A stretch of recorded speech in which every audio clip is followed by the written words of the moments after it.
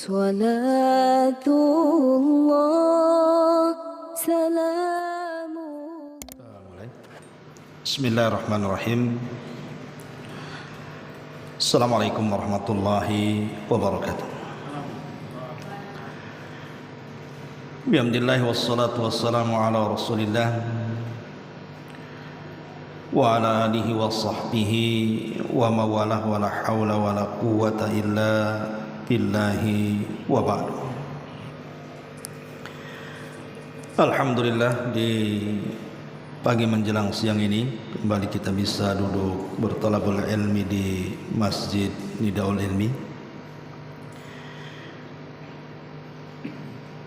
Dan sekarang kita berada di tanggal 26 Dzulhijjah 1445 Hijriah. Artinya 4 hari ke depan kita akan masuk pada tahun baru Hijriah. Karena tahun baru Hijriah dalam Islam itu dimulai dari bulan Muharram. Maka kajian di pagi menjelang siang ini kita akan membahas tentang amalan-amalan apa saja yang harus kita lakukan ketika masuk bulan Muharram. Ini yang kita akan bahas beberapa waktu ke depan. Ma'asyiral muslimat yang dimuliakan Allah Subhanahu wa taala. Sebagaimana yang ma'ruf bahwa bulan Dzulhijjah adalah satu di antara bulan-bulan hurum, bulan-bulan mulia atau bulan-bulan suci yang Allah Subhanahu wa taala firmankan di dalam surah At-Taubah ayat ke-36, di mana Allah Subhanahu wa taala mengatakan, inna iddatash syuhuri indallahi 12 syahran fi kitabillah yauma khalaqas samawati wal ard minha arba'atun hurum. Sesungguhnya bilangan bulan menurut ketentuan Allah Subhanahu wa taala tatkala menciptakan langit dan bumi itu jumlahnya 12 bulan. Lah dari 12 bulan ini Allah kecualikan ada yang disebut dengan ashhurul hurum, minha arba'atun hurum. Dari 12 itu ada 4 bulan yang disebut dengan bulan-bulan hurum.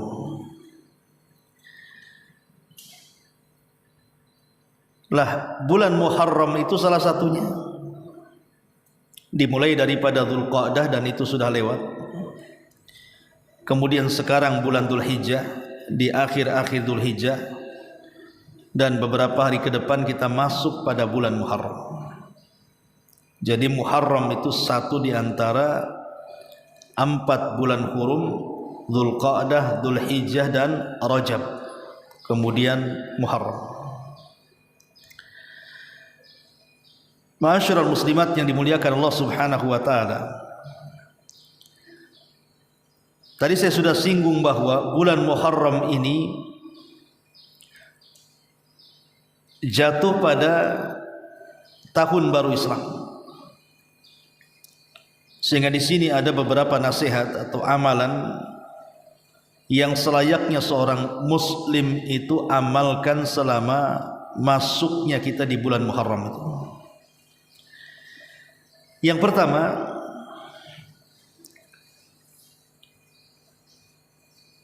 para ulama mengatakan nastaqbiluhu bitaubati ilallah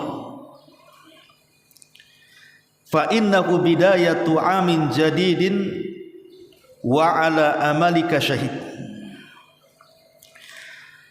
Pertama yang harus kita lakukan adalah bertobat kepada Allah Subhanahu wa taala dengan taubat yang jujur. Kenapa demikian? Karena bulan Muharram itu adalah permulaan tahun baru dalam Islam.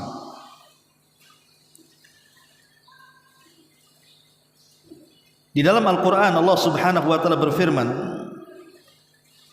Ya ayyuhan nasu tubu ilallahi wastaghfiruh. Wahai manusia, bertobatlah kalian kepada Allah dan teruslah kalian meminta ampun kepada Allah Azza wa Jalla.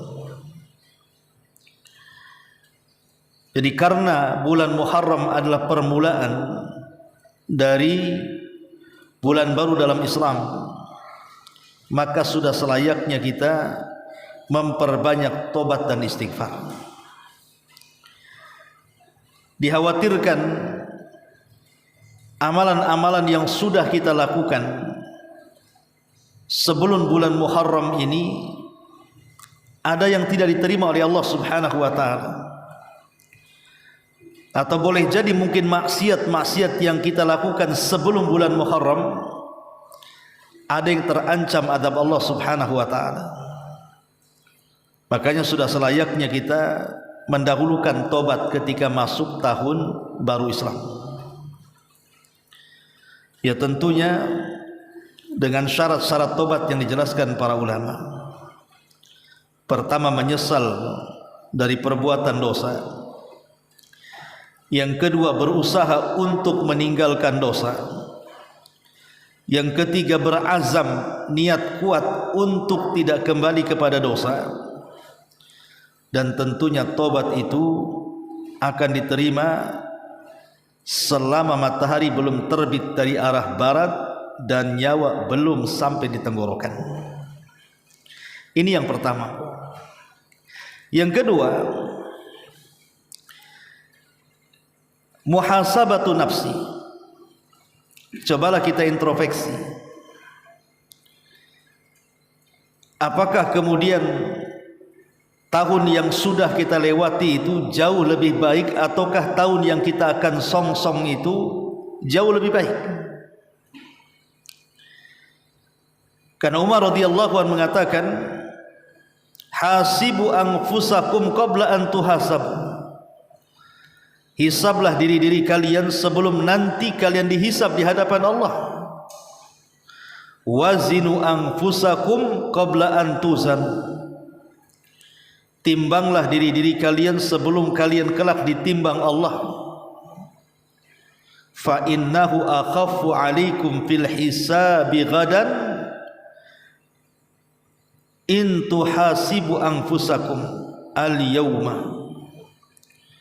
Sebab kalau seandainya kita menghisab diri-diri kita di dunia atau menimbang amalan-amalan kita di dunia, itu akan meringankan kita sebelum nanti Allah Subhanahu wa ta'ala yang menimbang dan menghisab kita.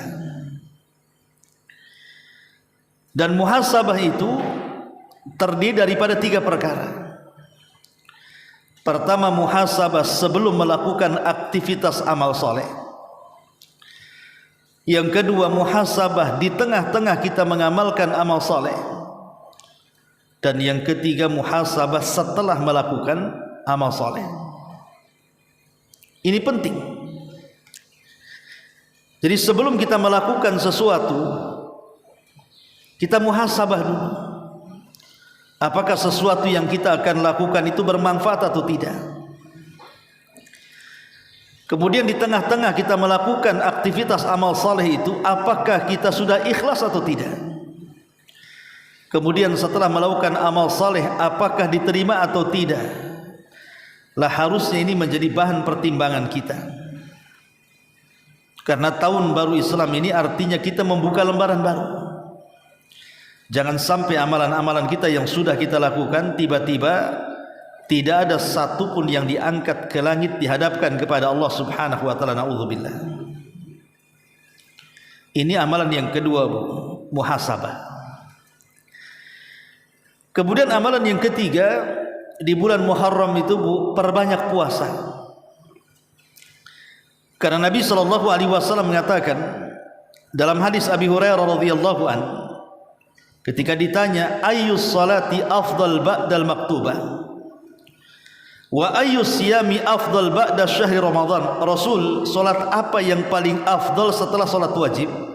Dan puasa apa yang paling afdal setelah puasa Ramadan? Maka Nabi SAW mengatakan, afdalus salati ba'da salatil maktubati as-salatu fi jawfil laili, wa afdalus siyami ba'da syahri Ramadan siyamu syahrillahil muharram. Kata Nabi, adapun salat yang paling afdal setelah salat wajib adalah salat malam, tahajud.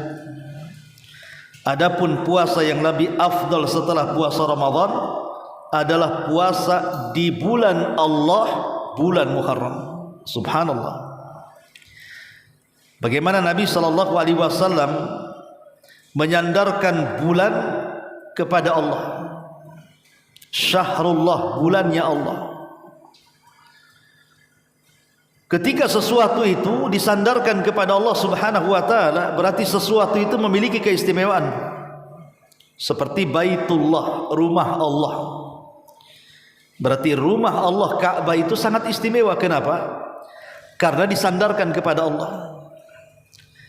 Lah ketika Nabi SAW menyebutkan tentang keistimewaan bulan Muharram, Rasul menyandarkan bulan Muharram itu kepada Allah dengan mengatakan Syahrullah, bulannya Allah. Berarti bulan Muharram ini bulan mulia, Bu. Karena disandarkan kepada Allah Subhanahu wa taala. Lah kata Nabi SAW, puasa yang paling afdal setelah puasa Ramadan adalah puasa di bulan Allah. Apa itu? Al-Muharram, bulan Muharram. Jadi nanti kalau kita masuk beberapa hari ke depan di bulan Muharram, perbanyak puasa. Puasa apa? Ya puasa apa saja lah, kan banyak puasa itu, Bu. Ada puasa Senin Kamis, ada puasa Ayyamul Bid, ada puasa Daud gitu ya. Terserah ibu mau melaksanakan yang mana. Yang jelas banyak-banyaklah berpuasa di bulan Muharram dari puasa-puasa sunnah, karena orang yang berpuasa di bulan Allah Al-Muharram itu lebih afdal dibandingkan puasa di bulan-bulan yang lainnya. Maksudnya puasa sunnah setelah Ramadan ya Bu ya. Jadi sayang kalau seandainya bulan Muharram terlewatkan dan kita tidak memperbanyak berpuasa, karena itu adalah bulannya Allah Subhanahu wa taala. Ini yang ketiga. Kemudian yang keempat, al-hadharu minal wuku'i fil ma'asi wa dhulm. Hati-hati Bu, di bulan Muharram itu jangan sampai kita terjerumus kepada maksiat ataupun dosa-dosa. Karena orang yang melakukan maksiat dan juga bulan Muharram itu, Bu, dosanya dilipat gandakan dibandingkan dia melakukan dosa di bulan-bulan yang lainnya. Dan itu sebagaimana dikatakan Al-Imam Qatadah rahimahullahu taala, Qatadah ibn Di'amah, dia mengatakan az-zulm fil ashhuril hurumi a'zamu wizran minadz-zulmi fima siwaha. Perbuatan zalim ataupun perbuatan dosa dan kemaksiatan itu akan lebih besar dosanya kalau dilakukan di bulan-bulan hurum dibandingkan bulan-bulan selainnya. Artinya orang-orang yang melakukan maksiat dan dosa di bulan Muharram itu, maka dosanya akan dilipat gandakan, naudzubillah. Jadi kalau seandainya ibu nih bergibah di bulan Muharram, gibah kan dosa. Kemudian ibu di bulan Syawal juga gibah, maka gibahnya di bulan Muharram itu lebih besar dosanya dibandingkan ibu gibah di bulan Syawal, di bulan Rabiul Awal, di bulan Safar, dan bulan-bulan yang lainnya. Kalau ibu berdusta di bulan Muharram dengan berdusta di bulan Rabiul Awal, maka berdusta di bulan Muharram itu jauh lebih besar dosanya dibandingkan berdusta di bulan Rabiul Awal. Karena Allah Subhanahu wa taala dengan tegas mengatakan fala tadlimu fihinna anfusakum, jangan berlaku zalim khususnya di bulan Muharram terhadap diri-diri kalian. Ini yang keempat. Kemudian yang kelima, di bulan Muharram itu ada tanggal 10. Tanggal 10 itu disebut Asyura dalam bahasa Arabnya. Nah, di tanggal 10 ataupun Asyura itu Bu, di bulan Muharram itu ada ibadah yang sangat agung. Apa itu? Berpuasa yang disebut dengan Siyamu Asyura namanya. Puasa Asyura tanggal 10 itu. Nabi SAW mengatakan, man shoma Asyura ghufira lahu sanatan. Barang siapa yang berpuasa Asyura tanggal 10 Muharram, maka akan diampuni dosa-dosa dirinya selama 1 tahun. Dalam riwayat, ahtasibu 'ala Allah an yukaffira sanata allati qablah. Saya mengharap orang yang berpuasa Asyura itu diampuni dosa-dosanya setahun sebelumnya. Alhamdulillah. Karena dalam tahun kemarin kita kan tidak tahu tahun ini itu apakah kita dosanya banyak atau sedikit. Kita kan tidak tahu karena hari-hari kita melakukan dosa. Maka dengan rahmat dan rahman-Nya Allah Subhanahu wa taala, Allah berikan satu ibadah yang bisa menggugurkan dosa setahun yang sudah lewat. Apa itu? Dengan cara berpuasa Asyura, puasa tanggal 10 bulan Muharram. Dan ingat bahwa puasa Asyura ini adalah puasa yang sangat dicintai Nabi SAW. Makanya Abdullah ibn Abbas radhiyallahu anhu sampai mengatakan, ma ra'aitun nabiyya sallallahu alaihi wasallam yataharra siyama yaumi faddalahu ala ghairihi illa hadzal yaum ay yaum Asyura wa hadha syahr yakni syahr Ramadan. Kata Abdullah ibn Abbas, aku tidak pernah melihat Nabi SAW sungguh-sungguh betul-betul mencari pahala melakukan puasa kecuali puasa hari ini. Maksudnya puasa tanggal 10 bulan Muharram dan puasa 1 bulan, maksudnya puasa Ramadan. Lihat, Nabi memberikan perhatian khusus kepada puasa tanggal 10 itu. Dan ini menunjukkan bahwa Nabi SAW sangat mencintai puasa Asyura itu. Tentu ada alasannya Bu. Alasannya gini kan Bu. Jadi ketika Nabi SAW hijrah dari Mekah ke Madinah, dilihatnya orang-orang Madinah itu sedang berpuasa Bu. Orang-orang Yahudi Madinah itu. Jadi Rasul bertanya kepada orang-orang Yahudi Madinah itu, puasa apa kalian? Dan itu terjadi pada tahun pertama Hijriah. Orang-orang Yahudi mengatakan, oh ini puasa dalam rangka menghormati Nabi kami Musa. Karena Musa diselamatkan dari kejaran Fir'aun, kemudian Fir'aun ditenggelamkan tepat pada tanggal 10 Muharram, maka Musa pun berpuasa. Kami pun ikut puasanya Nabi Musa karena bersyukur kepada Allah diselamatkan dari kejaran Fir'aun. Lah ketika Nabi SAW mendengar bahwa puasanya orang-orang Yahudi itu karena bersyukur kepada Allah akan diselamatkan Nabi mereka Musa alaihi salam dari kejaran Fir'aun, maka Nabi SAW mengatakan, ana ahaqqu bi Musa minkum, saya lebih berhak menghargai dan menghormati Nabi Musa dibandingkan kalian. Maka sejak itulah Rasul mensyariatkan puasa Asyura, bukan karena ikut Yahudi, tidak, tapi karena melihat alasannya. Alasan orang Yahudi berpuasa tanggal 10 itu karena menghormati Nabi Musa. Maka Rasul mengatakan, aku lebih berhak menghormati Nabi Musa dibandingkan kalian. Makanya Rasul kemudian berpuasa tanggal 10 Muharram dan memerintahkan para sahabatnya untuk berpuasa tanggal 10 Muharram. Bahkan saking senangnya Rasul dengan puasa itu, memerintahkan anak-anak kecil yang belum balik untuk ikut berpuasa. Dilatih. Anak-anak kecil itu yang belum balik disuruh untuk ikut berpuasa juga. Dan inilah puasa wajib pertama dalam Islam.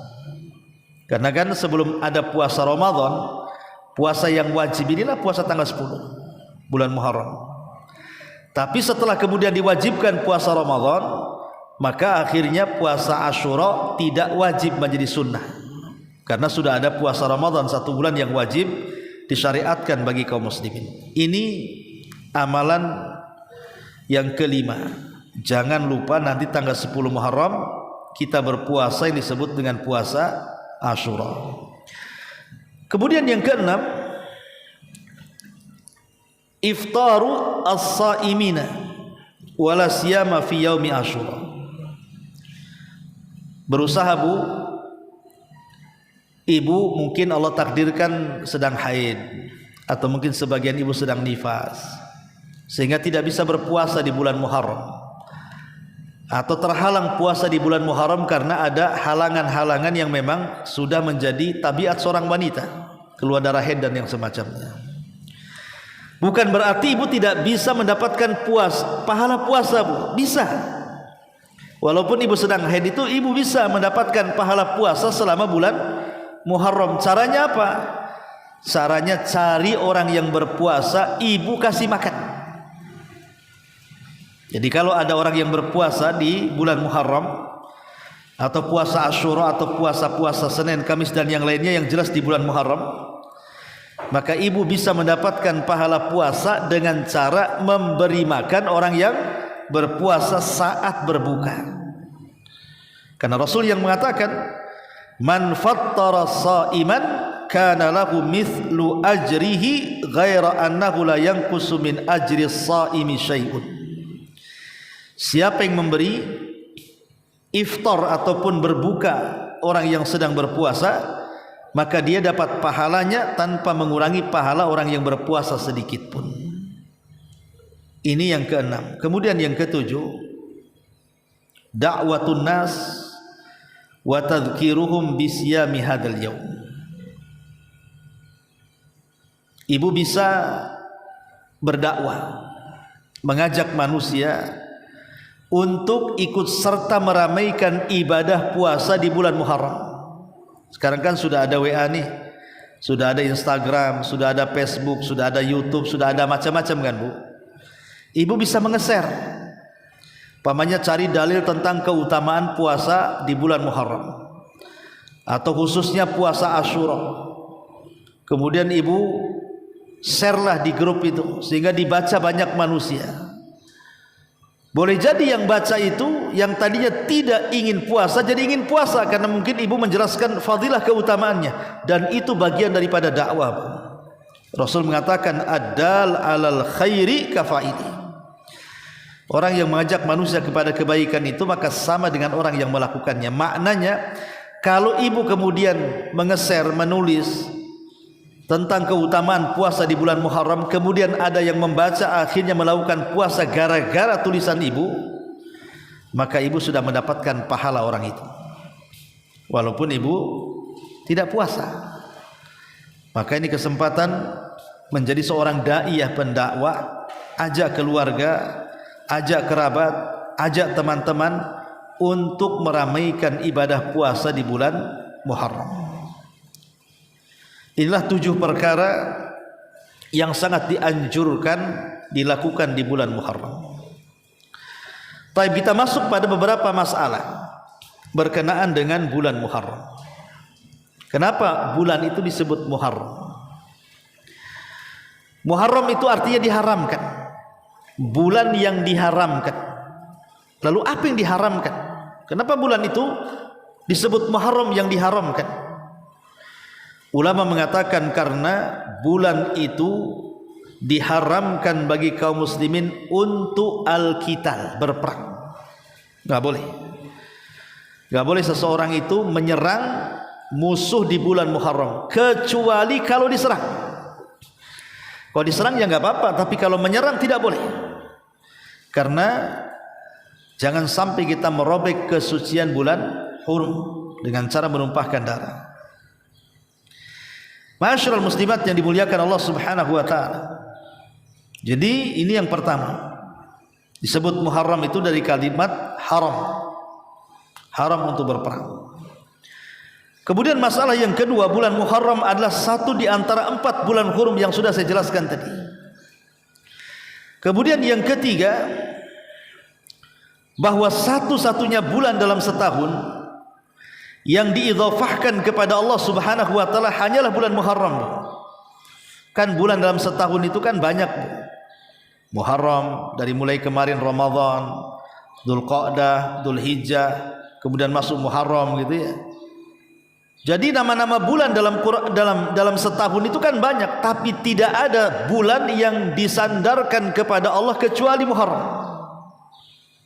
Artinya memang Muharram ini bulan yang sangat mulia karena diidhafahkan kepada Allah.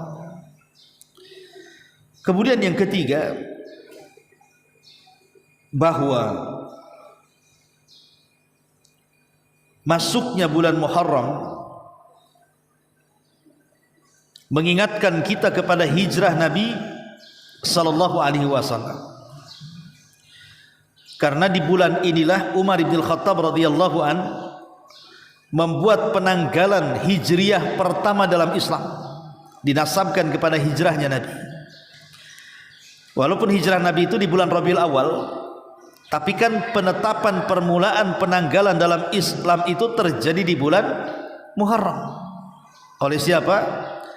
Oleh Umar bin Khattab radhiyallahu anhu. Kemudian juga masalah yang keempat, yang kelima, bahwa acara-acara yang dilakukan oleh sebagian orang-orang Syiah, itu acara bid'ah, tidak ada contohnya. Karena orang-orang Syiah terutama Syiah Iran ya, dari Syiah Imamiyah, Syiah Itsna Asyariyah dan Syiah yang semacam mereka, itu kalau datang bulan Muharram mereka buat acara. Dengan cara apa? Dengan cara memukul-mukul badan-badan mereka dengan pisau, dengan golok, dengan besi. Bahkan anak kecil yang belum balik diketuk kepalanya biar keluar darahnya. Mereka menganggap acara ini sebagai acara berkabungnya mereka atas kematian Sayyid Husain ibn Ali. Husain ibn Ali cucu Nabi sallallahu alaihi wasallam ketika meninggal di Karbala itu tepat pada tanggal 10 Muharram. Lah orang Syiah memperingati kematian Husain dengan cara seperti itu. Dan ini bid'ah yang diada-adakan. Tidak dalam Islam. Nabi menyuruh kita untuk meramaikan bulan Muharram dengan cara memukul-mukul besi ke badan sampai luka. Itu acaranya orang Syiah, ahli sunnah tidak mengenal acara seperti ini. Ma'asyiral muslimat yang dimuliakan Allah Subhanahu wa taala. Termasuk juga bulan Muharram ini karena dia adalah bulan baru dari penanggalan Hijriah ataupun tahun baru dari penanggalan Hijriah, maka tingkatkan amal soleh kita. Tingkatkan amal soleh kita, baik amal soleh yang berkenaan dengan hak-hak kita kepada Allah, seperti melaksanakan kewajiban-kewajiban yang Allah wajibkan kepada kita, atau yang berkenaan dengan hak-hak manusia, berbuat baik kepada orang tua, berbuat baik kepada tetangga, berbuat baik kepada kerabat, berbuat baik kepada manusia gitu. Ini kesempatan di bulan Muharram ini ya. Ma'asyiral muslimat yang dimuliakan Allah Subhanahu wa taala, dan banyak lagi permasalahan yang dikupas oleh para ulama berkenaan dengan bulan Muharram. Ma'asyiral muslimat yang dimuliakan Allah Azza wa Jalla, adapun karena bulan Muharram ini adalah tahun baru Hijriah, berarti ada renungan-renungan yang harus kita renungkan. Pertama, bahwa berlalunya hari dan malam yang selama ini kita lewati dan kita lalui, itu bagian pelajaran besar dalam hidup kita. Ingat bahwa yang sudah berlalu, kita ini baru ngaji nih jam 10 kan, nah, sekarang sudah hampir jam 11, ntar lagi duhur, nanti tahu-tahu asar, tahu-tahu maghrib, tahu-tahu isya, tahu-tahu tidur pula nanti malam kita. Subuh bangun gitu lagi, tahu-tahu duhur, tahu-tahu asar, tahu-tahu maghrib, tahu-tahu isya, balik lagi. Itulah manusia, akan berjalan dengan waktu begitu cepat. Dan kalau waktu sudah begitu cepat, tahu-tahu maghrib, tahu-tahu subuh, tahu-tahu siang gitu kan, maka ini tanda-tanda kiamat. Maka jangan sampai berlalunya waktu dengan cepat, kemudian kita biarkan waktu itu lewat tanpa ada amal soleh yang kita persiapkan. Ini yang pertama, jadikan lewatnya, berlalunya hari dan waktu itu sebagai pelajaran. Yang kedua, bahwa di antara yang harus kita lakukan adalah muhasabatu nafsi, muhasabatu an-nafsi. Berusaha introspeksi dengan cara apa? Dua perkara. Pertama, cobalah kita introspeksi di tahun baru nanti.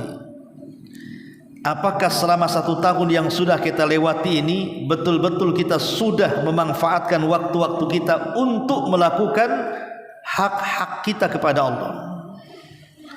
Yang kedua, cobalah kita berpikir waktu-waktu yang sudah lewat pada diri kita ini, sudahkah kita mengintrospeksi kepada diri kita sehingga kita memandang aib kita ini jauh lebih banyak dibandingkan aib orang?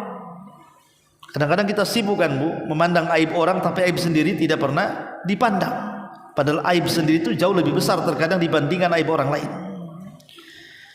Karena inti muhasabah itu di sini. Inti muhasabah itu kita merenung apakah kita sudah melaksanakan seluruh perintah dan larangan Allah ataukah belum. Kemudian yang kedua, apakah kita juga merenung tentang aib-aib yang ada pada badan kita sebelum kita pandang aib yang ada pada orang lain. Karena hanya dengan dua perkara inilah kita akan menjadi baik. Pertama, melaksanakan hak kita kepada Allah. Yang kedua, karena kita banyak aib pada diri kita, tidak mungkin kita ini jelek kepada manusia, tidak mungkin kita menggibah manusia, tidak mungkin kita menghina melaknat manusia. Kenapa? Karena dia pandang dirinya jauh lebih buruk dibandingkan orang. Itulah inti daripada muhasabah. Inti daripada muhasabah itu seperti itu. Dan tentunya yang terakhir juga adalah bersyukurlah kepada Allah kalau seandainya Allah takdirkan kita masih hidup sampai di tahun baru. Karena banyak saudara-saudara kita ini kadang-kadang usia mereka masih muda, rupanya mendahului kita dari kematian. Yang tahun kemarin kita sudah sering berjumpa, ngopi bareng, ngobrol bareng, tahun ini rupanya sudah tidak berjumpa dengan dia karena duluan meninggalkan kita. Maka kalau seandainya Allah takdirkan sampai di tahun baru kita diberikan usia oleh Allah Azza wa Jalla, maka bersyukurlah. Artinya Allah masih sayang kepada kita, diberikan usia panjang sehingga ada kesempatan untuk memperbanyak amal soleh. Dan kalau kita ini orang jahat, ada kesempatan untuk bertobat kepada Allah Subhanahu wa ta'ala. Inilah diantara amalan-amalan ringan untuk menyongsong kehadiran bulan Muharram. Baik, sampai di sini. Kalau ada yang bertanya silakan.